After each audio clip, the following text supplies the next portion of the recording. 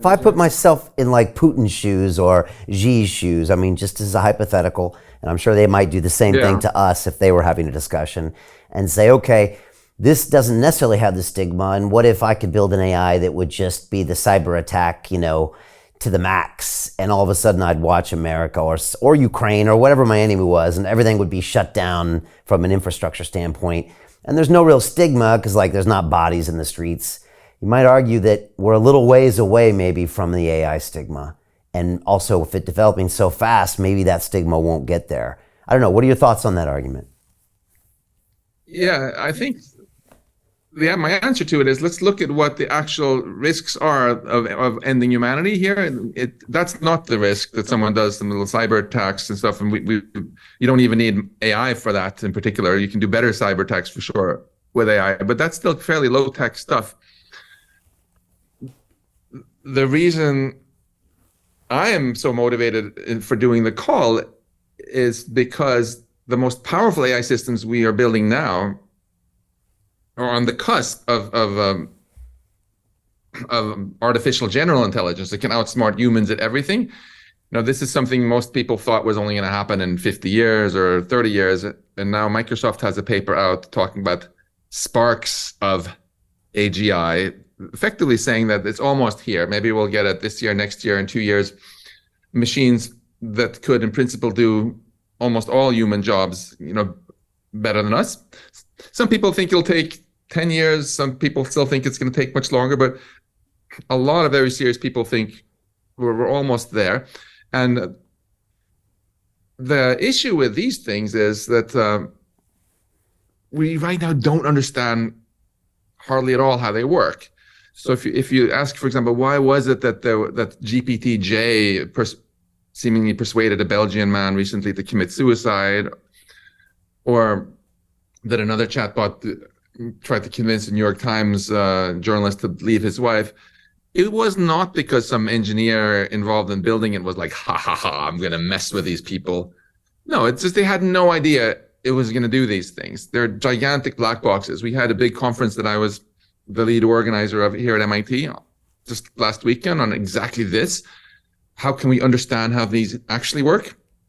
There is a lot of momentum, a lot of progress in the field, but we're still largely clueless on these things. And you know, if you're Putin, if you're Xi Jinping, or for that matter, if you're any powerful entity in the US, if you build a system which is vastly smarter than humans, and you have no clue how it works, and you're aware of the fact that we haven't figured out any way of making these systems safe or guaranteeing that they're going to do what we want, pressing the start button is basically like playing Russian roulette.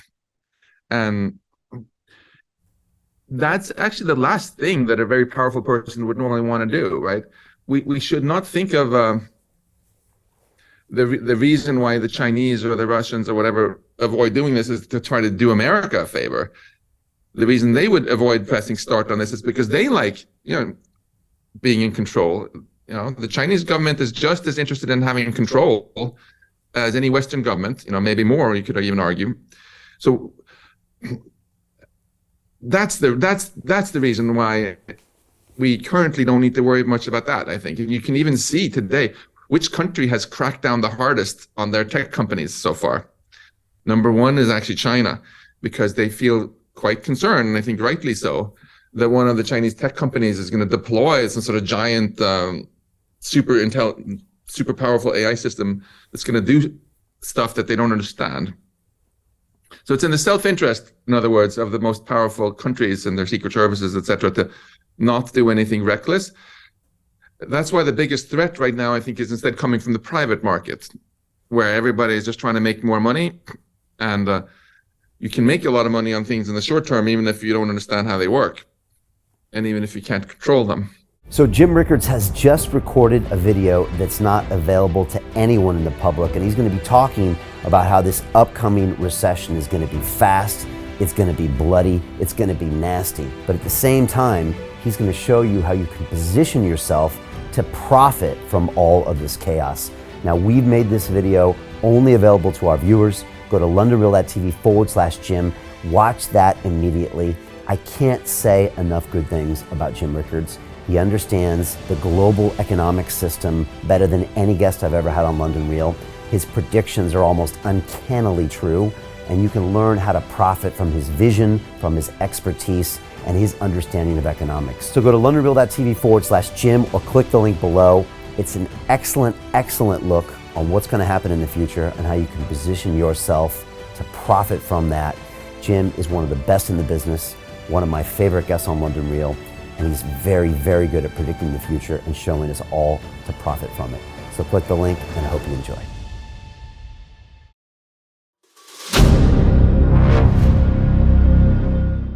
I'm looking for partners, collaborators, colleagues who want to join forces with me around the globe and create real value, generational wealth, and financial freedom for everyone else around the world.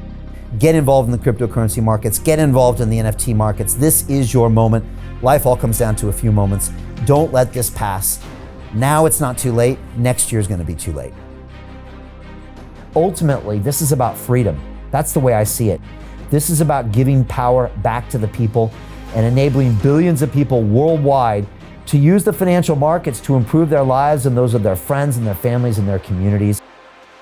Honestly, I think it's a violation of human rights not to allow people basic access to financial services. Because right now people are being kept in the dark, they're being robbed of education, and it's a travesty. And so I'm looking for people that want to join me and be a part of this solution. And that all happens inside the DeFi Academy. The gains my students are making are absolutely amazing. Double, triple digit gains in the first month alone. That's amazing. This will change your life. Now is the time to get involved. I'm going to tell you exactly how my students in my academy made money in the last 30 days. I'm talking about real trading results. And let me just whet your appetite a little bit. Let me hit you with some numbers. I'm talking Brendan from New Zealand is up 68.77% on the month. Steve from Europe up 83%. Albert in Singapore up 169.9% on one single trade. I got Susan up 153% on her call options alone, also rocking 139% returns and 442% returns as well on individual trades. These are people that are changing their financial future in the last 30 days, but it's based on trading discipline. I've graduated over 500 students from inside my academy from over 54 countries around the world. It's amazing. When it comes to crypto, DeFi, and blockchain, we love this space. We truly believe it's the future. This is down to our core. It's authentic to what we're doing, and everybody can tell through the camera because you can't make this stuff up. If you're watching me now, wherever you are, I implore you, take 60 seconds right now and join my academy. Apply today. Now you've got a chance. Life all comes down to a few moments. What are you going to do? What's the choice that you're going to make?